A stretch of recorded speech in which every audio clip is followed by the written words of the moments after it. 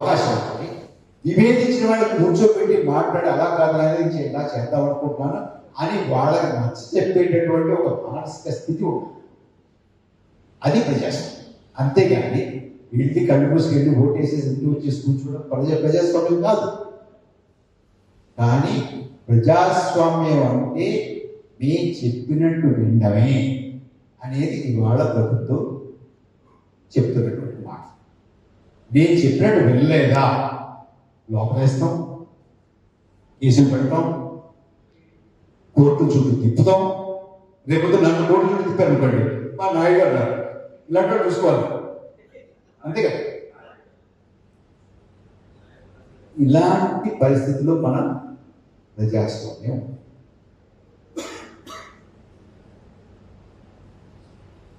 ఇక సమాజం ఎలా ఉంది? ఎక్కువ టైం ఇస్తాం, 5 నిమిషాలు గుర్తిస్తాం. సమాజం ఎలా ఉందంటే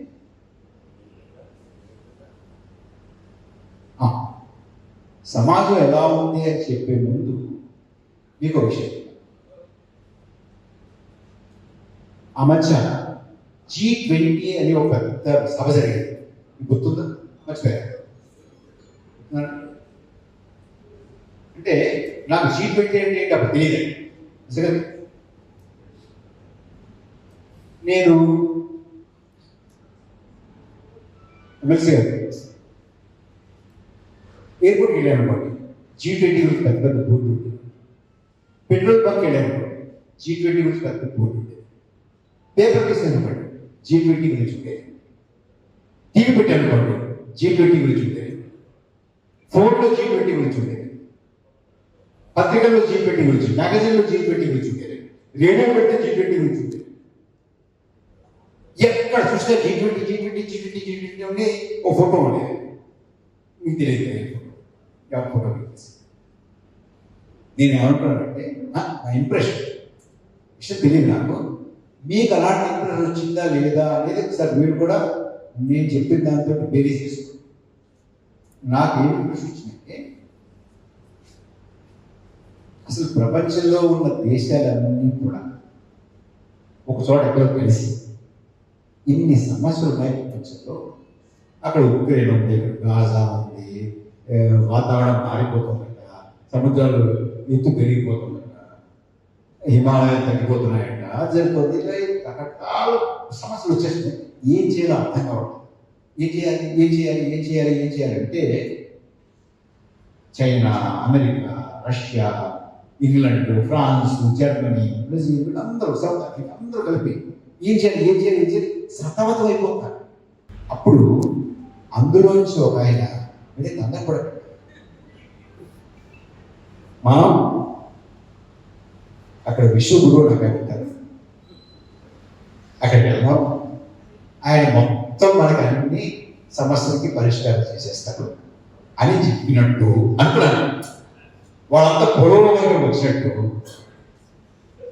మన ప్రధానమంత్రి గారి కాలం పడి ఏం చేయాలి ఆయన అడిగితే మేము కంగారు పడి చూసుకుంటానని చెప్పి వాళ్ళకి ఆతిథ్య మర్యాద అన్నీ చేసి పంపించినట్టు అనిపించింది. చాలా నా ఇంప్రెషన్. మీ ఇంప్రెషన్ ఏంటి? నాకు అంతేనా? అలాగంతా స్పీచ్ అలాగే మీకు కూడా అలాగే ఉంటుంది.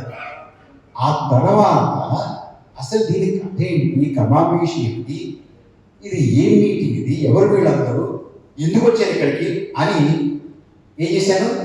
గూగుల్ చేస్తాను. మీరు చేస్తారు, గూగుల్ చేస్తారు కదా. గూగుల్ చేస్తే ఏం తెలిసిందంటే, లాస్ట్ ఇయర్ ఇండోనేషియాలో కూర్చోారు, ఇప్పుడు ఇక్కడికి వచ్చారు. నెక్స్ట్ ఇయర్ బ్రెజిల్ వెళ్తారు, ఆ తర్వాత ఇంకోటి. అలా ప్రతి సంవత్సరం ఒక దేశానికి వెళ్తూ ఉంటారు. ఇది ప్రత్యేకంగా కాదు మనకి. కానీ మనం చేసినంత హడావిడి, మనం చేసినంత అడ్వర్టైజ్మెంట్, మనం చేసినంత గోళ ఎవ్వరూ ఏ దేశంలో ఎక్కడ ఎప్పుడు జరుగుతూనే ఉంటుంది.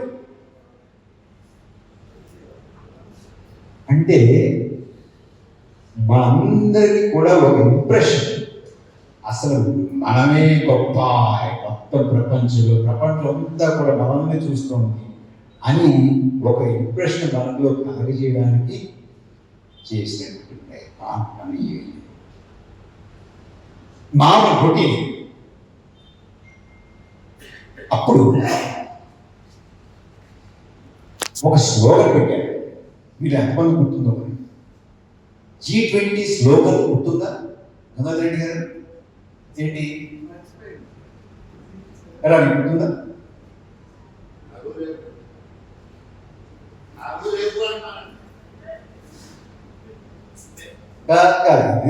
ఇది మరి అన్ని మర్చిపోతాను చేస్తాను. నేను వచ్చింది ఎందుకు? స్లోగన్ ఏం పెట్టారంటే వసుధైవ కుటుంబకం. గుర్తుందా?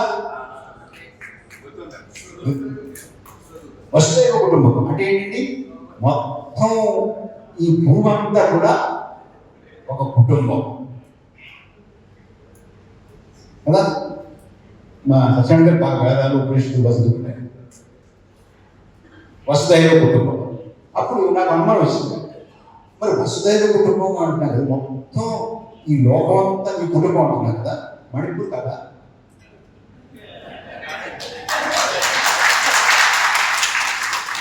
మణిపూర్ ఎలా ఒకసారి ఏం జరుగుతుంది చూడాలి కదా.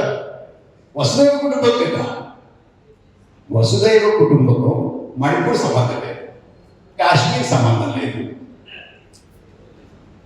నువ్వు మాంసం తింటావా సంబంధం లేదు, ఈ మాంసం తింటావా సంబంధం లేదు, నువ్వు ఆ బట్టలు వేసుకుంటావా సంబంధం లేదు, తలకాయ కప్పుకుంటావా సంబంధం లేదు. హాయిగా ఉండేటువంటి రోజు, మన వ్యవసాయంలో బాగుండేటువంటి రోజులు, మనకు ఉద్యోగాలు వచ్చేటువంటి రోజులు. ఇప్పుడు వీడున్నాడు అని వాడు అక్కడ నాకు అక్కడే, వాడు అన్నయ్య నా అన్నయ్య. అది ఎప్పుడు అనుకోలేదు, వాడు క్రైస్తవుడు అని ఎప్పుడు అనుకోలేదు. అనుకున్నావా? ఇప్పుడు అనుకో, మేము అనుకో. కానీ అనుకోండి అనుకోండి అనుకోండి అనుకోండి చెప్తున్నారు, ఊదర కొట్టేస్తున్నారు. వాళ్ళు అనుకోండి అనుకోండి అనుకోండి అని చెప్తుంటే కొంతమంది అనుకుంటున్నారు నేను వేరు వాడు వేరు వాడేంటి అనేటువంటి మాటలు కూడా కొన్ని చోట్ల వింటున్నాను, ఆశ్చర్యపోతున్నాను. తెలిసే కొంతమంది అంటే తెలియకనే ఉన్నప్పుడు ఈ డ్రైవర్ కూడా అంటే వాడికి తెలియదు అనేసి మాట వాడికి ఎక్కడికో వెళ్ళిపోయింది. ఇది సమాజంలో వాళ్ళు చేస్తున్నటువంటి విష ప్రయోగం. ఇది విష ప్రయోగానికి ఏమీ తక్కువ కాదు. మీరు అంటుంటారు మనం ఇది ఎక్కువ పట్టడంలో ఎందుకు చెప్తాను కాదు. ఎందుకు ఎక్కువ కాదంటే చెప్తానండి. ఒకసారి నేను ఈ ట్యాక్సీలు ఉంటాయి కదా, ఓలా ఊబర్ ఐడియా ఉంది. ఒకసారి ఊబర్ తెప్పించాడు. వెళ్తుంటే సాధారణంగా నేను కారు ఎక్కగానే ఆ డ్రైవర్ తోటి ఒక 2-3 నిమిషాలు మాట్లాడతాను. తెలియాలి ఈ ఊరికి కొంచెం కుర్రాడైతే పెళ్ళయిందా, పెద్దడితే అడగను అనుకోండి. కుర్రాడైతే పెళ్ళయిందా, వాళ్ళు ఏ ఊరికి వచ్చావు, ఏం చదువుకున్నావు అని అడుగుతాను. 5 నిమిషాలు అయిన తర్వాత నా పని ఏం చేసుకుంటాను, అది ఫోన్లోనో లేదా ఐప్యాడ్లోనో ఇంకొకైతే చూసుకుంటాను. వాడు ఏం చెప్పాడంటే వాడి పేరు మోహన్ అని చెప్పాడు. వచ్చాడు రాయలసీమ నుంచి వచ్చాక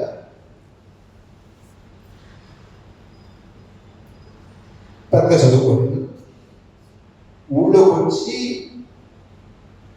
డ్రైవింగ్ నేర్చుకున్నాడు కాబట్టి ఊబర్లో ఓలా తీసుకున్నాడు.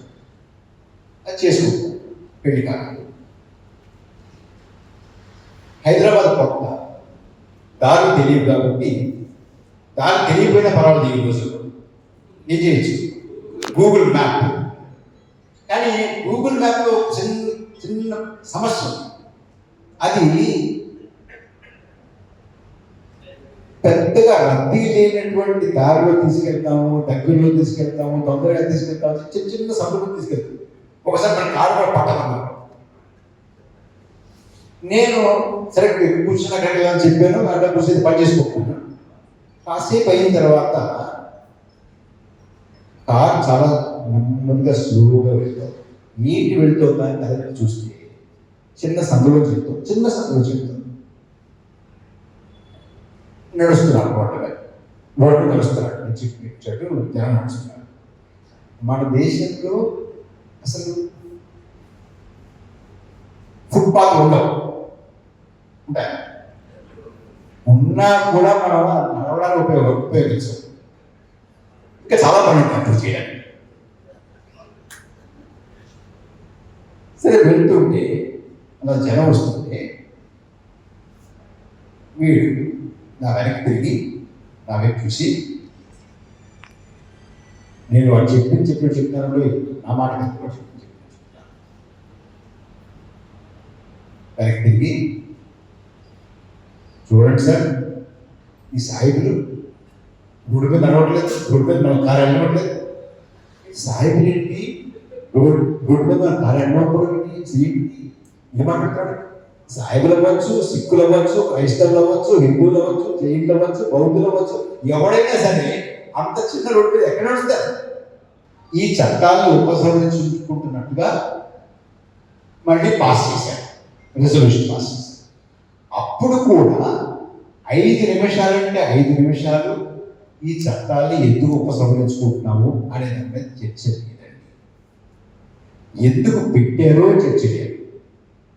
దాని నుంచి ఏం చేద్దాం అనుకుంటున్నారో, దానివల్ల ఏంటి లాభం ఏంటి, నష్టం ఏంటి అనేదన్నా వివరణ లేదు. ఎవరిని నోరైతే మాట్లాడలేదు పార్లమెంట్, బయట కూడా మాట్లాడలేదు, కొట్టారు, తీసేసారు. ఎందుకు తీసేదో కూడా వివరణ లేదు, ఇంతవరకు చర్చ లేదు. ఆ తీసేసామని చెప్పిన ఆ హామీ కూడా నెరవేర్చకపోతే మళ్ళీ ఇవాళ కొట్టించారు, మళ్ళీ ఇవాళ కొడుతున్నారు, మళ్ళీ ఇవాళ తింటున్నారు, మళ్ళీ ఇవాళ వాళ్ళకి తాళం చూస్తున్నారు, మళ్ళీ బొడకంచెలు వేస్తున్నారు. ఇది ప్రజాస్వామ్యం అంటే